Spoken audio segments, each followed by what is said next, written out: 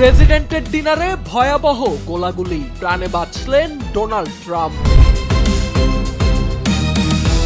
হামলা থেকে বেঁচে ফিরলেও কাটেনি মৃত্যু ভয়, বেঁচে থাকতে চান জানালেন ট্রাম্প।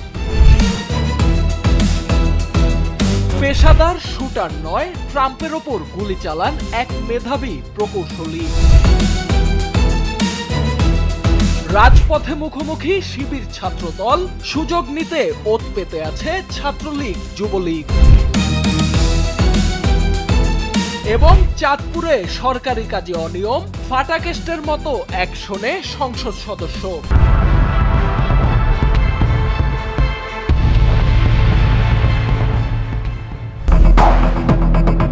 মার্কিন প্রেসিডেন্ট ডোনাল্ড ট্রাম্পের নৈশভোজে হঠাৎ ছন্দপতন। কোথা থেকে ভেসে এলো একের পর এক গুলির শব্দ।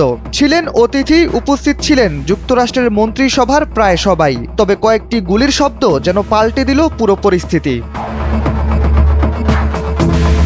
গুলি মার্কিন প্রেসিডেন্টের কাছে নতুন কিছু নয়। দ্বিতীয়বার ক্ষমতায় আসার আগে এক রাজনৈতিক সমাবেশে গুলি তার কান ঘেঁষে বেরিয়ে যায়। সেই ঘটনার পর থেকে শনিবার রাতের নৈশভোজের ঘটনা। ট্রাম্প হয়তো ভাবছেন কোনো এক অদৃশ্য শত্রু হয়তো তাকে তাড়া করে বেড়াচ্ছে। ট্রাম্পের নৈশভোজের গুলির ঘটনা এখন বিশ্বমঞ্চের হট টপিক। নামিদামি পত্রিকা থেকে সামাজিক যোগাযোগ মাধ্যম, সবখানে এখন একটাই রহস্য, কোথা থেকে ছোড়া হলো এই গুলিগুলো।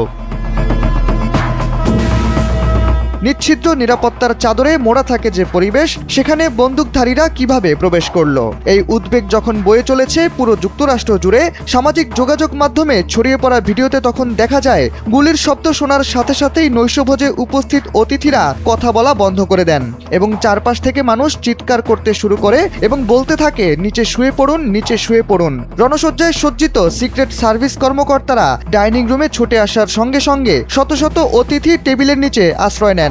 ট্রাম্প এবং ফার্স্ট লেডি মঞ্চের পেছনের অংশে নিচু হয়ে বসে পড়েন এবং এর কিছুক্ষণ পরই সিক্রেট সার্ভিস কর্মকর্তারা তাদের দ্রুত নিরাপদ স্থানে সরিয়ে নিয়ে যান। ঘটনাস্থলে দায়িত্ব পালনকর্তা একজন নিরাপত্তা কর্মকর্তা বিবিসিকে জানিয়েছেন, সেখানে 7 থেকে 8টি গুলির শব্দ শোনা গেছে। মার্কিন সিক্রেট সার্ভিস বলছে ঘটনাস্থল থেকে একজন সন্দেহভাজনকে আটক করা হয়েছে। প্রেসিডেন্ট ট্রাম্প নিজে সুরক্ষিত থাকার খবরটি নিশ্চিত করেছেন ট্রুথ সোশ্যালে। তিনি লিখেছেন, তিনি, মেলেনিয়া এবং ভাইস প্রেসিডেন্ট সহ মন্ত্রিসভার প্রায় সবাই অক্ষত আছেন। শাহরিয়ার আহমেদ, এনপিবি।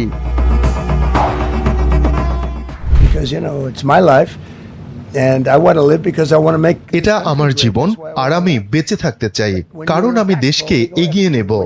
তবে আপনি যত প্রভাবশালী হবেন, হামলাকারীরা ততই আপনার পেছনে লাগবে, আর প্রভাবশালী না হলে তারা আপনার কিছুই করবে না। But when you're impactful, they go after you. When you're not impactful, they leave you alone. My impression is he was a আমার ধারণা হামলাকারী একাই এই কাজ করেছে। সে মানসিক বিকারগ্রস্ত। এরা খুবই বিপজ্জনক, সত্যি বিপজ্জনক। এদের মোকাবিলা করতেই হবে। আমার উপর দ্বিতীয়বার হামলার ঘটনাতেও আমরা সেটা দেখতে পেয়েছি। আগের হামলাকারী এখন যাবজ্জীবন কারাদণ্ড ভোগ করছেন। কারণ তাকে যদি ছেড়ে দেয়া হয়, ধরুন 10 বা 15 বছর পর, তাহলে সে আবার অন্য কারো উপর একইভাবে হামলার চেষ্টা করতে পারে। কারণ এরা অসুস্থ মানসিকতার লোক। আমাদের সমাজে এমন অনেক মানুষ রয়েছে।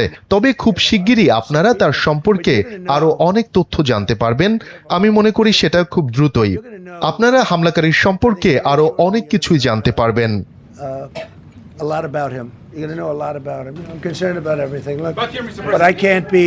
আমি তো সব ধরনের সহিংসতা নিয়েই উদ্বিগ্ন, কিন্তু এতটা বিচলিত হলে একজন প্রেসিডেন্ট তার রুটিন কাজগুলো করতে পারেন না। দেখুন, প্রেসিডেন্টের দায়িত্ব পালন করাটা খুবই ঝুঁকিপূর্ণ পেশা। যেমন রেসিং কার ড্রাইভিং করাটা খুবই বিপজ্জনক, রাজনীতিও তেমনই, ষাঁড়ের পিঠে চড়ার মতোই বিপজ্জনক।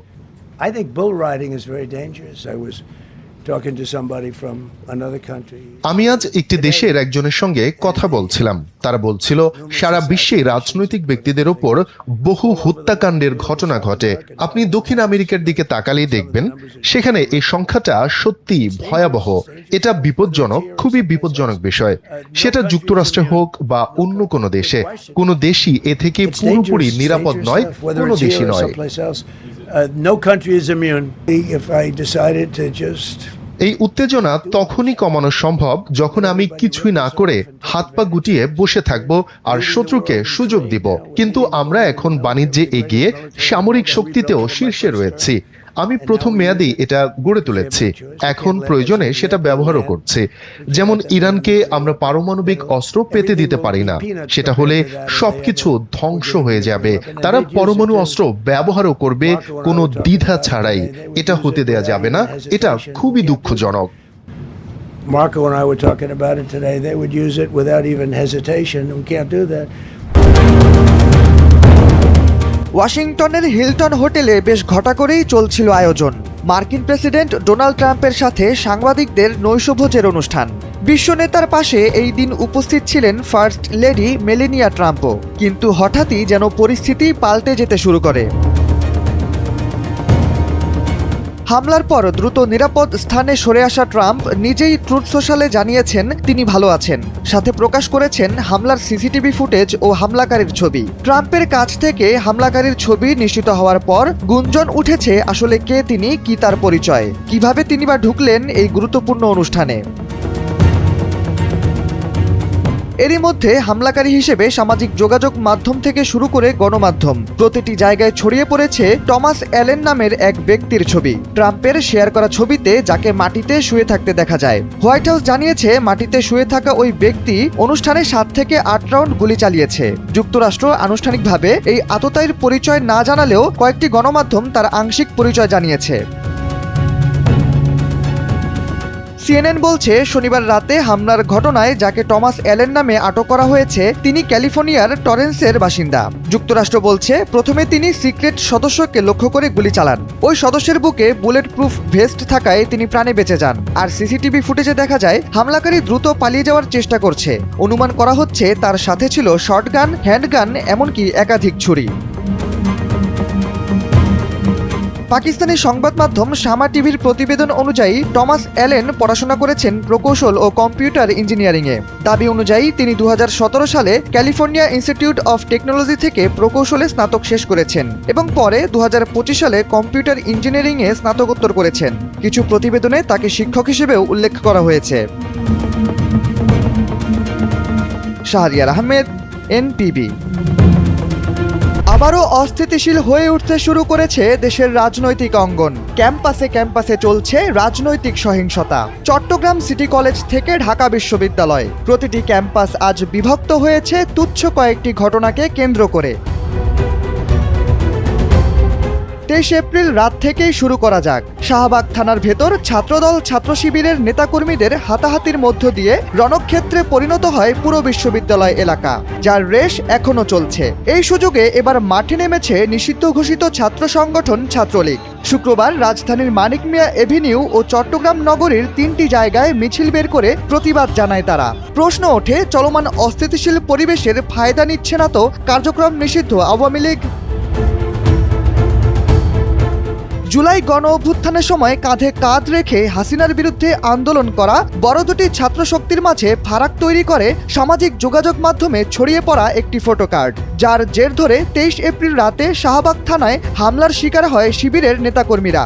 অভিযোগ ওঠে ছাত্রদল ছাত্র শিবিরের নেতাকর্মীদের ওপর হামলা করে জখম করেছে ডাকসুর 2 নেতাসহ শিবিরের অন্তত 5 জন কর্মীকে। পরিস্থিতি অস্বাভাবিক হয়ে ওঠার আগেই ঘটনাস্থলে এসে উপস্থিত হন ছাত্রদলের সভাপতি রাকিবুল ইসলাম ও ডাকসু ভিপি সাদিক কায়েম। এরপর চলে বিবৃতি পাল্টা বিবৃতি। এই ঘটনার পর 2 ছাত্র সংগঠনের নেতাকর্মীদের রাতভর ক্যাম্পাসে বিক্ষোভ মিছিল বের করতে দেখা যায়। মুখোমুখি অবস্থান তৈরি হওয়ার এক পর্যায়ে শিবিরের মিছিলকে উদ্দেশ্য করে ভুয়া বলে স্লোগান দেয় ছাত্রদলের নেতাকর্মীরা। রাতে তৈরি হওয়া ওই পরিস্থিতি নিয়ে রাকিবুল ইসলাম বলেন, শিবিরের নেতাকর্মীরা সামাজিক যোগাযোগ মাধ্যমে তারেক রহমান ও তার মেয়েকে নিয়ে যে কুরুচিপূর্ণ ফটোকার্ড ছড়িয়েছে, এতে প্রতিটি বিএনপির সমর্থকদের হৃদয়ে রক্তক্ষরণ হয়েছে। প্রতিবাদ করাটাই স্বাভাবিক। তিনি জানান, সেদিন রাতে ছাত্রদলের প্রতিটা প্রতিবাদী ছিল গণতান্ত্রিক।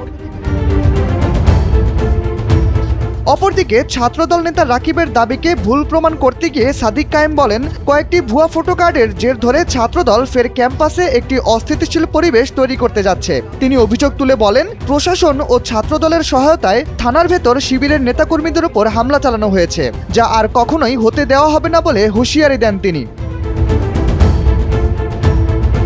অন্যদিকে যে ফটো কার্ড নিয়ে ছাত্রদল ছাত্র শিবিরের মধ্যে সংঘাত শুরু হয় সে বিষয়ে ফ্যাক্ট চেকিং প্রতিষ্ঠান রিউমার স্ক্যানার বলছে ছবিটি মূলত এআই বা কৃত্রিম বুদ্ধিমত্তা দিয়ে তৈরি করা। এহসান চৌধুরী নামের একটি ফেসবুক আইডি থেকে ছবিটি প্রথম আপলোড করা হয়, সেটি সামাজিক যোগাযোগ মাধ্যমে ভাইরাল হয়ে যায়। এই পোস্ট থেকে স্ক্রিনশট নিয়ে তা এডিট করে শিবির নেতার নাম বসানো হয়, যা পরবর্তীতে আওয়ামী লীগের ছাত্র নেতাদের আইডিগুলো থেকে চরমভাবে শেয়ার করা হয়। দুই পক্ষের এমন পাল্টাপাল্টি অবস্থানের মাঝে ফের সক্রিয় হতে শুরু করে ছাত্রলীগ ও যুবলীগের নেতাকর্মীরা। চট্টগ্রাম নগরীর একাধিক স্থানে মিছিল বের করে নিষিদ্ধ ঘোষিত ছাত্রলীগ। প্রত্যক্ষদর্শীরা জানান, সকাল 7টার দিকে জিইসি মোড়ের মেডিকেল সেন্টার গলি থেকে 50-60 জন নেতাকর্মী বিক্ষোভ মিছিল শুরু করেন। অংশ নেওয়া নেতাকর্মীরা আওয়ামী লীগকে নিষিদ্ধ করার প্রতিবাদ জানান। এসব ঘটনার পর প্রশ্ন উঠেছে, ছাত্রদল ও ছাত্র শিবিরের মুখোমুখি অবস্থানের কারণেই কি তবে রাজনীতির মাঠে ফের সক্রিয় হতে শুরু করেছে আওয়ামী লীগ? কারণ জুলাই গণ অভ্যুত্থানের পর বিতর্কিত হওয়া জুলাই আন্দোলনের নেতাকর্মীরা যে চেতনা ধারণ করেছিল, বাস্তবে তাদের কর্মকাণ্ডে তা প্রতিফলিত হচ্ছে না বলে মত দিয়েছেন রাজনৈতিক বিশ্লেষকরা। শাহরিয়ার আহমেদ, এনপিবি।